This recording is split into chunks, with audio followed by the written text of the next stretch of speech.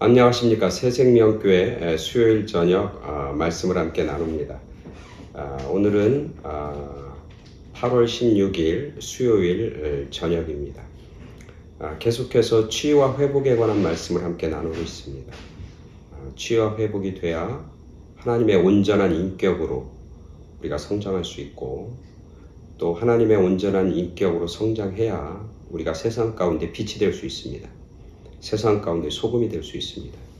내가 치유와 회복의 역사를 경험하지 못하면 우리는 세상에서 하나님이 주신 사명을 감당할 수 없습니다. 그래서 우리에게는 치유와 회복이 필요한 것이죠.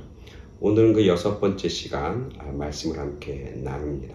오늘 말씀은 에레미야 31장 31절부터 34절까지 말씀 봉독해 드립니다. 에레미야 31장 31절부터 34절까지의 말씀입니다. 제가 봉독해 드립니다. 여호와의 말씀이니라. 보라, 날이 이르리니 내가 이스라엘 집과 유다 집에 새 언약을 맺으리라. 이 언약은 내가 그들의 조상들의 손을 잡고 애굽 땅에서 인도하여 내던 날에 맺은 것과 같지 아니할 것은 내가 그들의 남편이 되었어도 그들이 내 언약을 깨뜨렸음이라. 여호와의 말씀이니라. 그러나 그날 후에 내가 이스라엘 집과 맺을 언약은 이러하니 곧 내가 나의 법을 그들의 속에 두며 그들의 마음에 기록하였으니 나는 그들의 하나님이 되고 그들은 내 백성이 될 것이라. 여호와의 말씀이니라.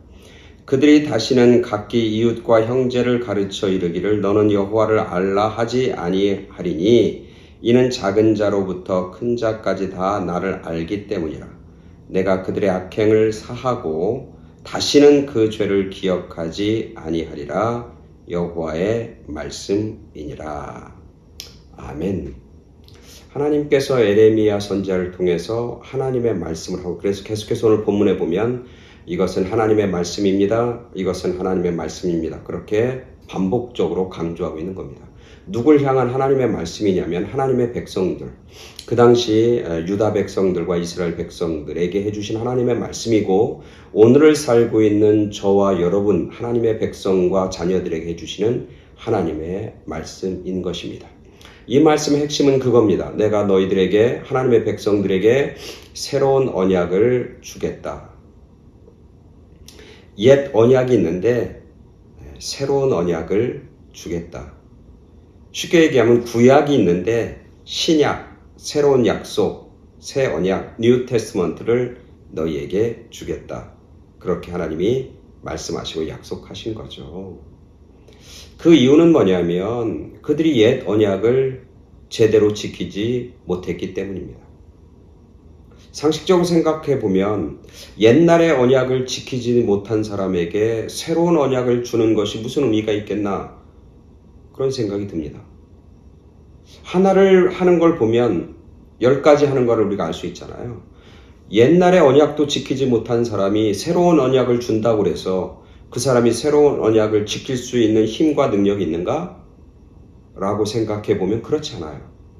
그래서 어찌 보면 새로운 언약을 주는 것보다는 차라리 옛 언약을 강조하면서 옛 언약을 지키라고 그렇게 말씀하시는 것이 훨씬 더 상식적이고 훨씬 더 납득이 가는 말씀이죠. 근데 오늘 하나님은 내가 너에게 옛 언약을 지키지 못해서 옛 언약을 다시 지키라 그렇게 강조하기보다는 오늘 하나님이 내가 너에게 새로운 언약을 준다 그렇게 말씀하셔요. 그러면서 뭐라고 하면 이렇게 합니다. 내가 너에게 새 언약을 맺는다. 왜냐하면 내가 너에게 준 옛 언약을 너희가 깨뜨렸다. 옛 언약을 너희가 지키지 않았다. 그래서 내가 새로운 언약을 준다. 그렇게 말씀하는 거죠.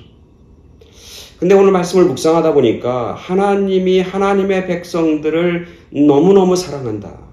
하나님이 하나님의 백성을 너무너무 사랑해서 그들에게 옛 언약이 아니라 새로운 언약, 새로운 기회를 그들에게 허락해 주시는 거예요.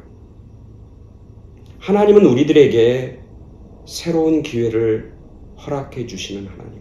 그래서 새로운 언약을 허락해 주시는 거예요. 그러면서 하나님은 우리 백성들을 너무나 잘하는 거예요. 나와 여러분들을 너무나 잘하는 거예요. 뭐냐 하면 이 사람들이 옛 언약을 지키지 못하고 옛 말씀을 지키지 못하는 이유가 뭘까? 그 이유를 분명히 알고 있는 거예요. 옛 언약은 어디에 새긴 거냐면 모세의 돌판에 새겼고 종이에 새겼어요. 그래서 돌판에 새기고 종이에 쓴 법과 약속들과 언약들과 법규들이 쭉 있는데 그것들을 아무리 잘 설명해 줘도 아무리 그것들을 잘 그들에게 가져다 줘도 그 하나님의 백성들이 그걸 지킬 수가 없는 거예요. 하나는 지킬지 모르지만 온전하게 지키지 못하는 거예요. 모든 백성들이. 아무리 언약을 계속 준다고 말씀을 계속 준다고 해서 그 약속과 그 법과 그 언약을 다 지킬 수 없다고 하는 사실을 주님은 아는 거. 왜? 뭐가 문제이기 때문에? 마음의 문제라는 거예요. 법이 문제가 아니라 마음이 달라져야 되는데 내 속에서 변화가 일어나야 되는데 내 속에서 내적인 혁명이 일어나야 되는데 내가 변하지 않고 내 마음이 바뀌지 않으면 아무리 법 조문을 들이대도 그것은 무의미할 뿐이고 그것을 지킬 수 있는 사람이 없다라고 하는 거예요. 마음의 문제인 거예요. 그래서 오늘 예수님 하나님이 뭐라고 하냐면 내가 너희에게 새로운 언약을 주는데 이 언약은 돌판에 새긴 게 아니라 종이에 새긴 게 아니라 어디에 새겼다고 성경에 보니까 내 속에. 그래서 얘기하자 34절. 그러나 그날 후에 내가 이스라엘 집과 맺을 언약은 이러하니 곧 내가 나의 법을 그들의 속에 두며 그들의 내적인 삶 내 안에 두며 그들의 마음에 기록하였으니 나는 그들의 하나님이 되고 그들은 내 백성이 될 것이라. 여호와의 말씀이니라. 하나님의 새 언약은 어디다 새기는가? 마음에 새기는 거예요. 마음에. 왜냐하면 마음이 달라지고 마음이 변해야 우리가 언약을 지킬 수 있는 힘, 언약을 성취할 수 있는 그런 능력이 생기기 때문에 그래요. 우리의 마음이 달라지지 않으면, 내적인 혁명과 내적인 변화가 일어나지 않으면 우리는 하나님의 온전한 자녀와 백성이 될 수 없다라고 하는 거죠. 그래서 하나님은 우리의 마음에 관심 갖고 있는 거예요. 너희가 지킬 만한 것보다 무릇 내 마음을 더욱 지키라. 생명의 근원이 마음에서 나기 때문이다. 그렇게 말씀하고 있는 거죠. 미국의 유명한 르네 스피츠라고 하는 의사 선생님이 있습니다. 이 사람은 아이들을 많이 사랑하는 그런 소아과 의사예요. 그래서 버려진 아이들, 고아 아이들을 어떻게 하면 잘 그들을 양육할까, 그것을 늘 생각하고, 그래서 국립병원 의사가 됩니다. 국립병원 의사가 된 다음에 그는 고아원을 만들게 됩니다. 고아원을 설립해서 많은 정부의 예산을 들여서 이 스피치 박사는 좋은 시설, 그리고 좋은 음식, 좋은 영양분을 그들에게 공급합니다. 아이들을 너무 사랑하니까 그 아이들이 좋은 시설과 환경을 만들어주면 아이들이 그곳에서 건강하게 성장하고 행복할 것이라고 하는 그런 생각을 갖습니다. 그래서 어느 고아원보다 가장 좋은 시설, 가장 좋은 먹거리를 공급하면서 아이들을 키웁니다. 근데 문제는 거기는 아이들이 그럼에도 불구하고 행복해지지 않는 거예요. 그 고아원에서 아이들의 웃음소리가 점점 사라지는 거예요. 그 고아원의 아이들은 점점점 시들어가는 거예요. 그래서 이 스피치 박사는 아무리 봐도 왜 아이들이 그럴까 고민하고 원인을 찾는데 그 원인을 찾지 못합니다. 그래서 스피치 박사는 그 아이들의 병을 뭐라고 명명하냐면 시드는 병이다, 그렇게 명명을 합니다. 그리고 그렇게 고민하고 그것 때문에 괴로워하다가 멕시코에 컨퍼런스가 있어 멕시코를 방문합니다. 멕시코에서 컨퍼런스를 끝난 다음에 그 멕시코 병원 의사들과 멕시코 정부에서 운영하는 고아원을 방문합니다. 거기 방문해보니까 형편없는 거예요. 시설도 형편없고, 잠자는 숙소도 형편없고, 먹는 식당도 형편없고, 음식도 형편없고, 자기가 운영하는 그런 고아원에 비하면 뭐 비교 안 될 정도로 그렇게 형편없는 곳이에요. 근데 재미있는 건 뭐냐면 거기는 아이들은 행복한 거예요. 거기는 아이들은 막 웃음소리가 막 끊이지 않는 거예요. 그 아이들은 신나면서 막 여기저기 뛰어돌아다니면서 노는 거예요. 공차고 축구하면서 노는 거예요. 그래서 그 이유가 뭘까 고민하고 있는데 그 이유를 발견한 거예요. 그 멕시코에 있는 고아원에는 아침, 점심, 저녁으로 주변에 있는 발란티어들이 막 오는 거예요. 그 발란트여서 뭐냐면 음식을 만들고 청소하는 게 아니라 아이들과 놀아주는 거예요. 아이들 안아주고 아이들의 손을 잡아주고 함께 축구도 하고 함께 아이들과 음식을 같이 나눠 먹고 그러는 거예요. 이 스피지 박사는 큰 충격을 받습니다. 아이들에게 필요한 것이 겉으로 드러나는 시설과 좋은 음식, 영양분 있는 음식이 아니라 이 아이들의 마음을 치유하고 마음을 회복시키는 게 먼저구나라고 깨닫게 됩니다. 그래서 그는 돌아와서 그렇게 고아원을 운영하게 되는 겁니다. 그랬더니 그 시드는 병이 없어지기 시작하는 거예요. 치유가 되기 시작하는 거예요. 아이들의 얼굴에서 사라졌던 웃음이 다시 돌아오게 되는 거죠. 그리고 생기가 있는 행복한 그런 아이들로 변화되는 겁니다. 그래서 이 스피지 박사가 그런 논문을 쓰는 겁니다. 뭐냐면 아이들이 성장하면서 가장 중요한 게 뭘까? 그것은 사랑을 받는 거고 그리고 부모와의 접촉이고 부모와의 만남이다. 그걸 통해서 아이들의 마음에 신뢰가 생기고 안정감이 생기고 그걸 통해서 아이들은 행복한 삶을 살아갈 수 있다. 그렇게 결론 맺고 있는 거죠. 오늘 하나님은 우리 백성들을 너무나 잘 아는 거예요. 뭐가 변화돼야 되냐면 우리의 속사람이 변화되고 우리의 마음이 변화돼야 그 사람이 온전하게 나아가고 하나님의 백성으로 온전하게 성장한다는 걸 아는 거예요. 그래서 하나님은 하나님의 백성들에게 새로운 언약, 마음판에 새기는 새로운 언약을 하나님은 주시는 것이죠. 오늘 말씀을 통해서 두 번째 하나님이 새 언약을 주는 이유는 뭐냐면 마지막에 이런 얘기를 해요. 그들이 다시는 각기 이웃과 형제들을 가르쳐 이르기를 너희는 여호와를 알라 하지 아니하리니 이는 작은 자로부터 큰 자까지 다 나를 알기 때문이다. 옛 언약은 뭐냐면 사람들에게 이웃들에게 하나님을 알아라 하나님을 알아라 이 말씀을 읽어라 이 법을 알아라 이 법을 지켜라 이러면서 하나님을 알아야 된다고 그렇게 얘기하는 거예요. 근데 그걸 통해서 하나님을 온전히 알지 못한다는 거예요. 우리가 배움을 통해서 지식으로 하나님을 아는 건 한계가 있다는 거예요. 여기서 안다라고 하는 건 하나님을 만나는 거고 하나님과 인격적으로 교제하는 거예요.